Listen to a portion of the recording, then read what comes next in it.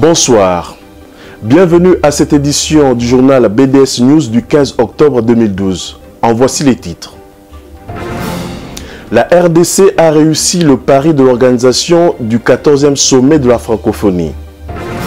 L'engagement du président français François Hollande pour défendre l'intégrité du Congo et la protection de la population en RDC. Comme dans un véritable village africain, le village francophone a abrité différentes activités en marge du sommet de la francophonie des chefs d'État et des gouvernements. Mesdames et messieurs, cette édition de BDS News sera consacrée à la francophonie. En effet, 23 ans après Dakar, 8 ans après Ouagadougou et 2 ans après le rendez-vous manqué d'Antananarivo, l'Afrique a accueilli à nouveau le sommet de la francophonie. Cette 14e édition s'est déroulée du 12 au 14 octobre à Kinshasa. Un sommet qui s'est tenu dans un contexte politique complexe. BDS News vous propose de revivre les moments et faits marquants de ce 14e sommet. L'ouverture du tout premier sommet de la francophonie en Afrique centrale a bel et bien eu lieu le vendredi 12 octobre à Kinshasa. Ce moment solennel a eu la participation effective et massive de 75 chefs d'État et de gouvernement. Suivez dans ce condensé l'ouverture et le discours du président hôte Joseph Kabila.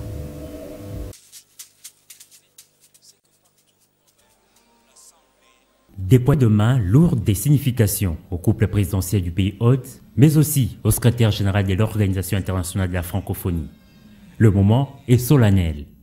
Solennel également puisqu'il marque à Kinshasa l'ouverture du tout premier sommet de la francophonie en Afrique centrale.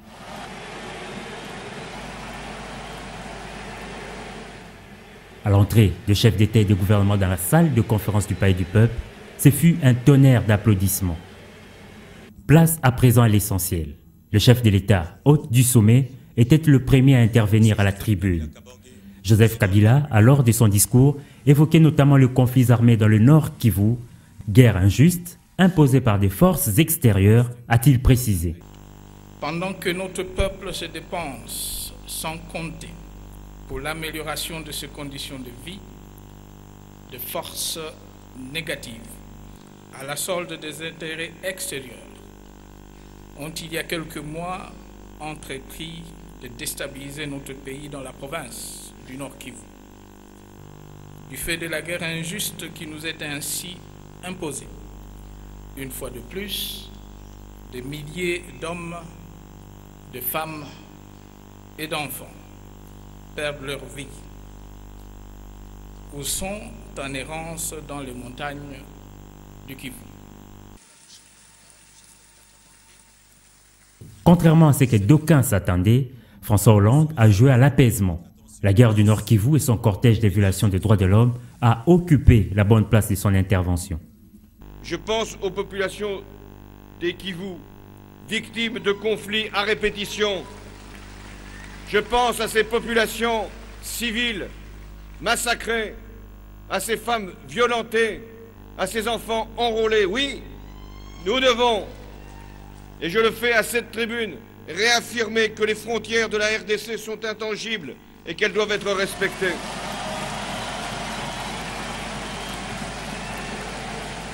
Abdou Diouf, secrétaire général de l'OIF, estime quant à lui que la francophonie s'est toujours montrée avant-gardiste face à de nombreux sujets.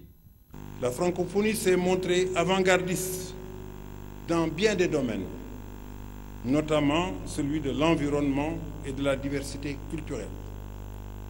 Elle a surtout très tôt pressenti que de la manière d'appréhender les problèmes dépendait l'efficacité des solutions. La veille, le dialogue, l'accompagnement à long terme dans le cadre non négociable des principes, valeurs et idéaux auxquels nous avons unanimement souscrit. Les conclusions de ce 14e sommet qui a tourné autour de la francophonie, enjeux environnementaux et économiques face à la gouvernance mondiale, sont attendues pour ce dimanche 14 octobre 2012. Incontestablement, le président français François Hollande était la vedette de ce 14e sommet de la francophonie à Kinshasa. Suivez les déclarations du président français et autres chefs d'État à la sortie du premier jour des assises. Dans les halls du Palais du Peuple, tout le monde cherchait à s'arracher une poignée de main ou à être pris en photo avec François Hollande. Sans hésiter, le président français s'en est prêté à l'exercice à cœur joie. Une joie que devra partager tous les Congolais, dans l'unité notamment pour ce qui concerne la crise dans l'Est, estime le président français. Ce qui se passe dans l'Est ne divise pas la RDC. Il doit au contraire la rassembler.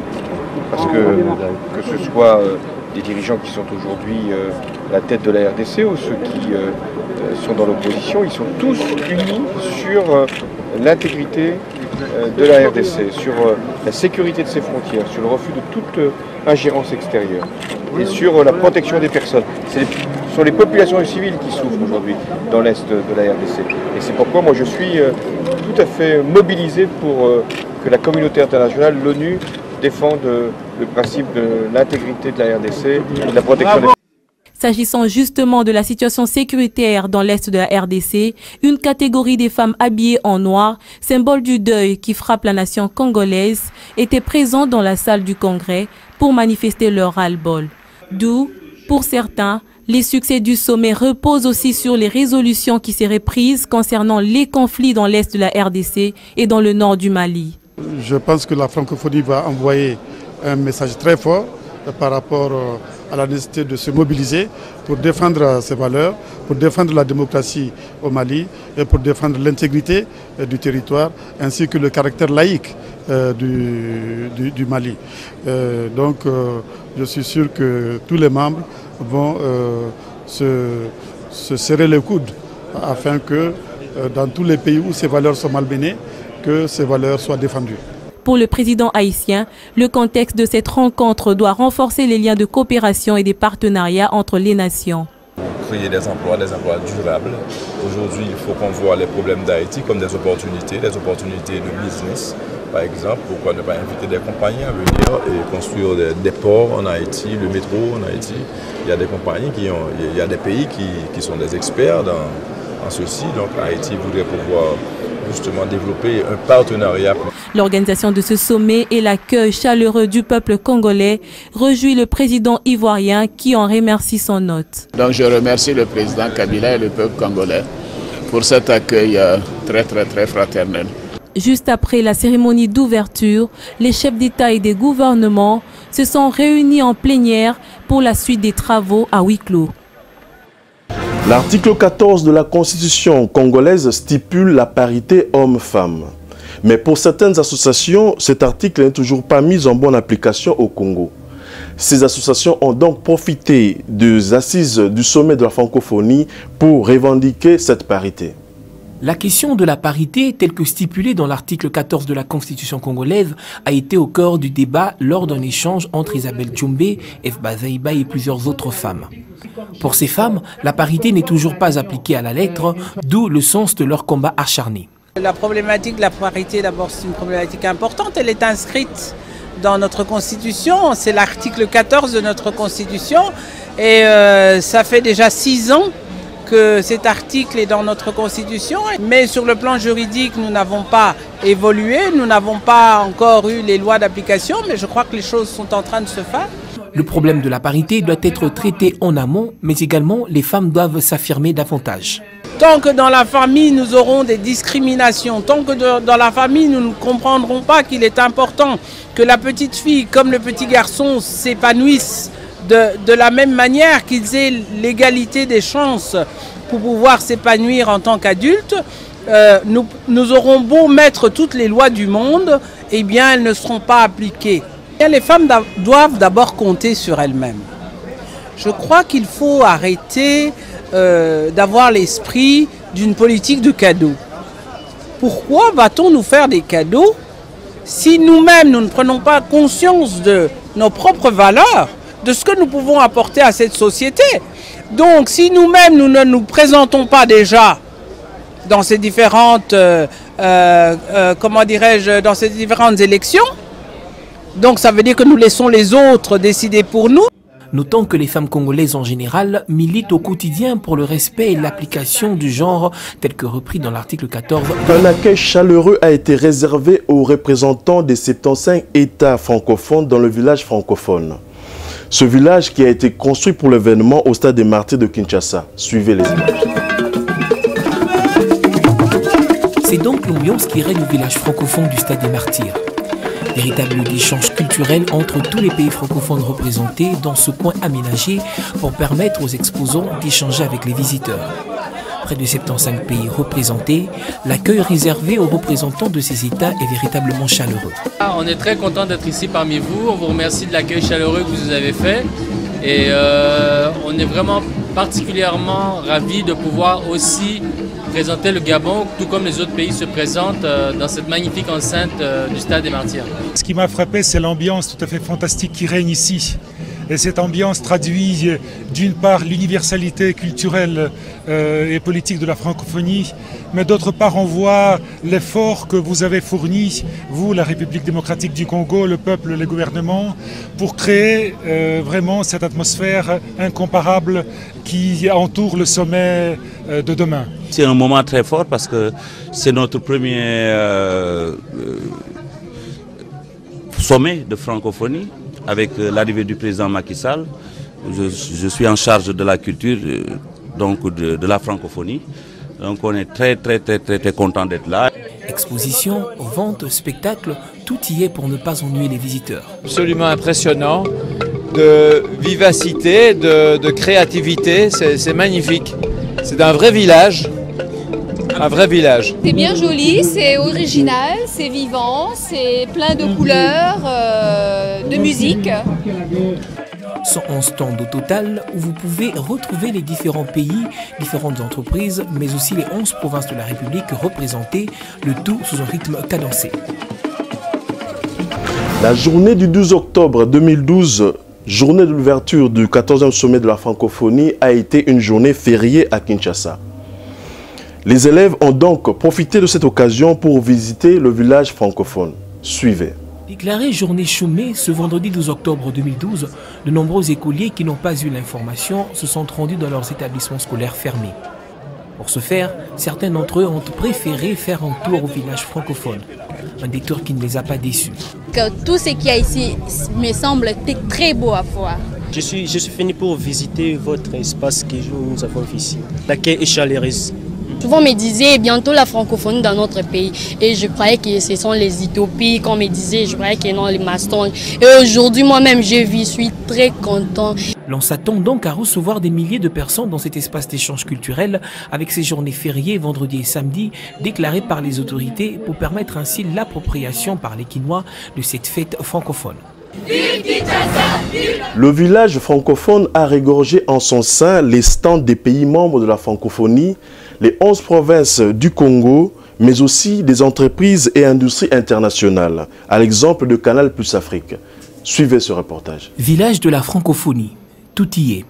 La présence des pays francophones, des provinces de la République démocratique du Congo et même des différentes entreprises et industries nationales et internationales. Canal Plus Afrique a également tenu à marquer sa présence à ce 14e sommet de la francophonie. Le groupe Canal Plus et particulièrement Canal Plus Afrique n'a pas voulu en tout cas souhaiter s'associer à ce grand événement qui est un honneur pour votre pays et qui est un honneur pour notre continent en mettant en place un dispositif particulier, un dispositif autour de la programmation. Notons que c'est depuis le mois de juillet que cette firme offre au public congolais des nouveaux produits. Un privilège de participer à un projet très intéressant dans le cadre de l'africanisation et du développement de Canal Plus Afrique. Donc en RDC, c'est depuis le 3 juillet que nous avons lancé officiellement les activités commerciales pour la commercialisation des chaînes Canal et des chaînes du bouquet CanalSat. Canal Plus Afrique est présent en Afrique depuis plus de 20 ans et offre ses services à près de 30 pays sur le continent africain, dont la majorité est francophone. Les écrivains des deux capitales les plus rapprochées du monde, à savoir Kinshasa et Brazzaville, ont tenu une table ronde avec comme thème francophonie et la création littéraire pendant les assises du 14e sommet de la francophonie qui a eu lieu à Kinshasa. Suivez. Francophonie et création littéraire, c'est autour de ce thème que s'est tenue la table ronde qui a réuni des écrivains des deux capitales les plus rapprochées du monde. Contraints par la nature de cohabiter côte à côte, il était donc important pour les écrivains des deux rives d'échanger sur la littérature, un domaine précis qui unit les peuples. Comme toute table ronde, c'est avant tout échange, rencontre. Des personnes qui écrivent, qui appartiennent au même espace, mais qui vivent chacun de son côté, ont l'occasion de se retrouver, d'échanger leur expérience. C'est toujours enrichissant. Au regard des échanges, il a été prouvé que le chant et la littérature sont deux concepts qui sont étroitement liés. Ce que nous venons de faire nous a permis de prendre conscience de la place de la chanson dans la littérature et peut-être un autre jour réfléchir sur la place de la littérature de la chanson. Parce que même sur ce plan, quand on écoute nos musiciens, souvent il y a des références culturelles, des références littéraires. On parle de Simone de Beauvoir, il y a des proverbes français qui passent dans les chansons. Donc il y a cet échange entre les arts, il y a cette convergence des arts qui contribue à l'enrichissement du patrimoine culturel qui est le nôtre. C'est le stand des Dépêches de Brazzaville qui a servi de cadre où se sont déroulés ces échanges des auteurs du bassin du Congo. Francophonie, enjeux environnementaux économiques face à la gouvernance mondiale, tel a été le thème de ce 14e sommet qui a eu lieu à Kinshasa. La plupart des pays ont milité au village francophone pour le bon usage et le respect de l'environnement. En images. Francophonie, enjeux environnementaux économiques face à la gouvernance mondiale. C'est cela le thème retenu pour ces assises. Un thème axé sur l'environnement et la conservation de la nature. Le Gabon, un des pays au cœur de l'Afrique centrale, milite aussi pour le bon usage et le respect de l'environnement. Nous, notre stand, pour parler du stand, présente un peu toutes les questions environnementales du Gabon. On parle de braconnage, de lutte contre le braconnage, on parle de préservation de l'environnement, de lutte contre la déforestation. Ce sont les thèmes qui sont généraux, qui sont retenus justement dans le cadre du Forum de la francophonie. Deuxième pays le plus vaste d'Europe, l'Ukraine connaît des avancées dans l'usage du français. En Ukraine, le français est en train de devenir la deuxième langue étrangère au niveau de l'enseignement supérieur et secondaire. Donc cela traduit cette sympathie et cette francophonie de cœur qui anime beaucoup d'Ukrainiens. Ainsi donc, pas de souci à se faire pour l'émergence de la langue française. Mais écoutez, le chinois est parlé en Chine, hein, en général. Et l'anglais, c'est vrai que c'est l'anglais qui est en fait la première langue. Le français arrive un petit peu après l'espagnol, mais c'est quand même une langue très très vivante, et surtout ici à Kinshasa et au Congo en général, où vous êtes quand même les locuteurs les plus nombreux par rapport à nous vieux locuteurs européens. Je pense que chaque langue a sa spécificité et le français est une langue qui est très riche en vocabulaire.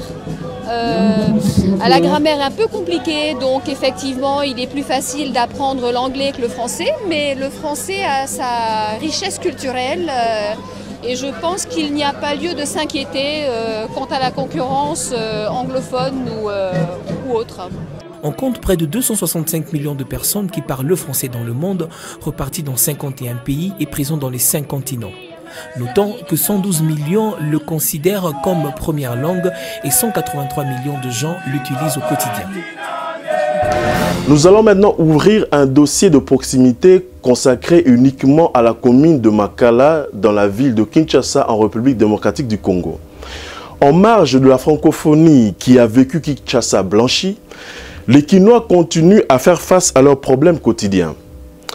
Dans ce dossier de proximité, notre équipe est descendue sur le terrain dans la commune de Makala, où le manque du courant dure maintenant plus d'un mois et que les érosions sont au chevet des résidents de Makala. Les routes et l'électricité font partie des 5 chantiers politique gouvernementale lancée par le président Joseph Kabila pour le Congo. Les habitants de Makala se posent la question s'ils font réellement partie de la République démocratique du Congo. Suivez ce reportage triste.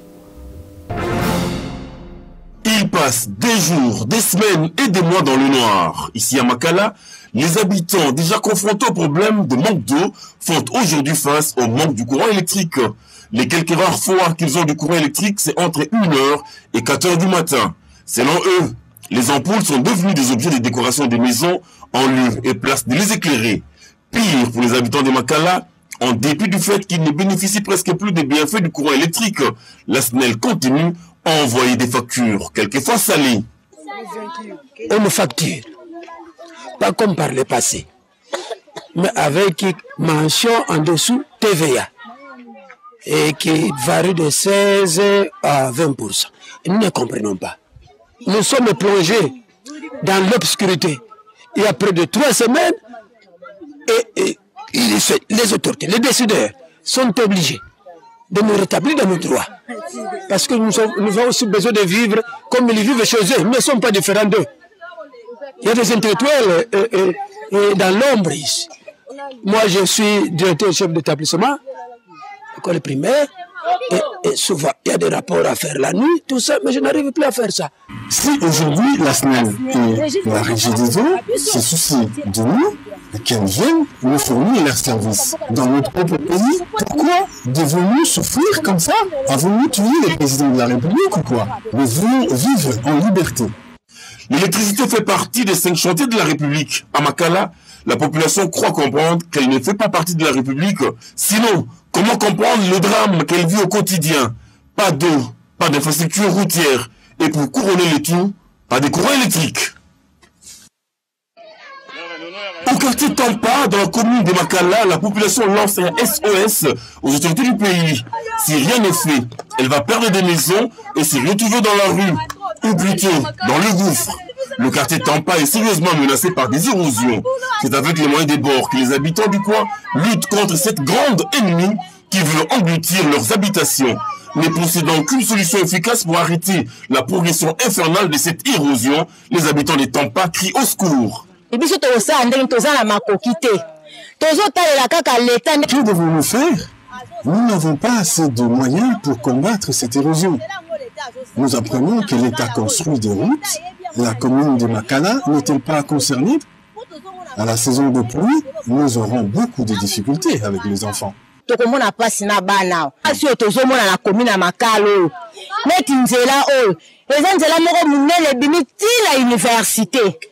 Mais moyen mutuke kote zate mutu akoza na pasi na butu moyen ko bimezate ba mapango ezobuka na biso tozo combattre libulu wana po bato bazo bomba ko matiti na ndako tango bazo kombola na bazo kata banzete nyonso tozo. La seule façon de combattre cette érosion, c'est d'y jeter des détritus. Nous plantons également quelques arbres tout autour pour la combattre. Nous ne sommes pas en paix. Quelques inciviques jettent des matières fécales dans ce trou pour moyen de respirer. Nous sommes fatigués. Même les députés que nous avons élus ne nous viennent pas en aide. Même les députés qui ont voté, ils ont voté banana, ils ont mabele, Pourquoi,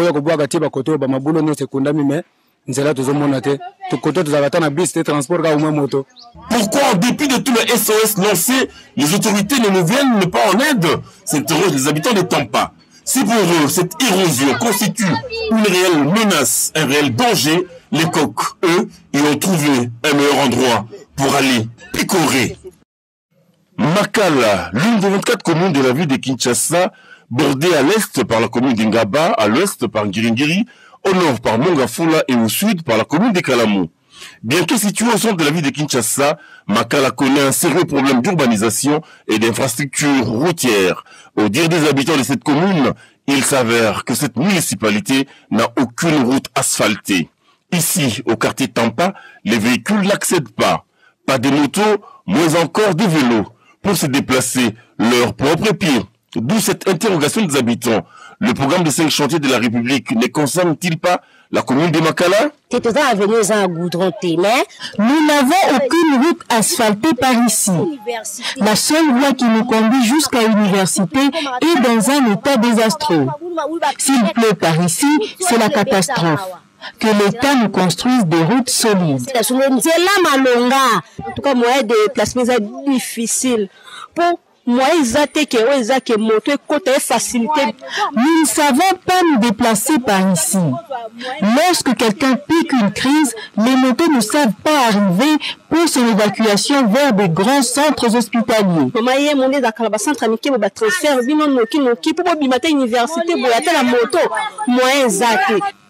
Nous souffrons trop par ici.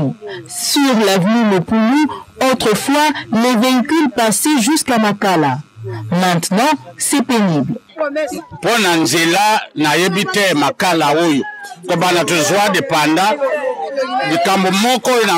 Je ne sais pas, depuis l'indépendance, rien de bon ne s'est encore produit à Makala. Lors des élections, les candidats viennent nous promettre monts et merveilles et après, ils disparaissent et ne font rien.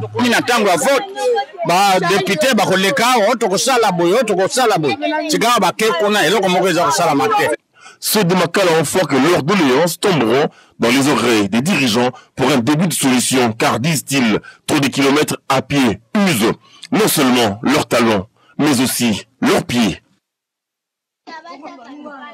Pemba Bakoulou Béatrice a 77 ans. Cette habitante du quartier Tampa dans la commune de Makala a passé toute sa vie à puiser de l'eau dans ce puits. Elle nous a renseigné que c'est sa mère qui avait aménagé ces puits avant l'indépendance, faute d'installation de la régie des eaux. C'est grâce à l'eau de ces puits qu'elle fait tous ses travaux de ménage. À l'approche du mois d'août, elle craint l'assèchement du puits. Tata kukende kutoka mai wapi kutu natoka katisufu mai ya pompe lokula naza opération ya genou. N'eût été ce puits, je manquerais de l'eau. D'ailleurs, depuis mon opération, je ne sais plus aller puiser l'eau de la régie des eaux. L'eau par ici est difficile. À l'approche du mois d'août, je crains fort l'assèchement du puits. Aidez-nous, s'il vous plaît, à Makala. Na oti okomi komona poto pam tata bosale la biso na Makala passe yale tata. A relevé que les habitants de Tampa sont confrontés aux problèmes récurrents du manque d'eau. Ici, aucun robinet de la régie des eaux n'est installé. Seule source de provenance d'eau, des puits creusés dans des parcelles. Cette eau des puits n'est pas toujours gratuite. Quelquefois, il faut mettre la main à la poche pour avoir un bidon ou un seau d'eau. La situation devient intenable pour la population.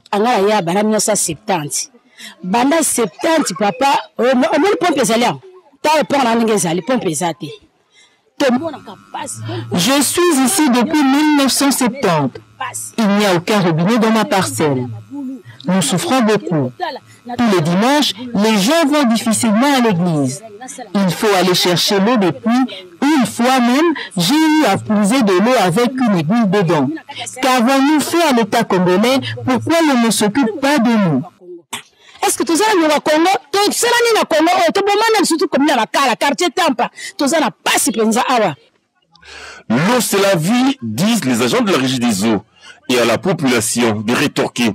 Si l'eau c'est la vie, pourquoi la régie des eaux n'amène pas cette vie à Makala?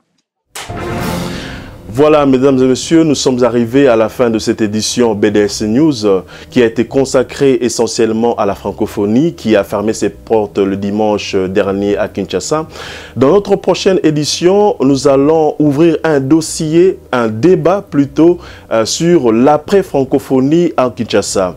Les tenants et les aboutissants de ce 14e sommet qui a eu lieu à Kinshasa et aussi les attentes et aspirations de la communauté congolaise, du peuple congolais par rapport à cette francophonie. Merci de nous avoir suivis. Ce journal qui a été dirigé de main de maître par Paco et assisté par Papi Diambouana. C'était votre serviteur Popol Mukelenge. Merci, à la prochaine.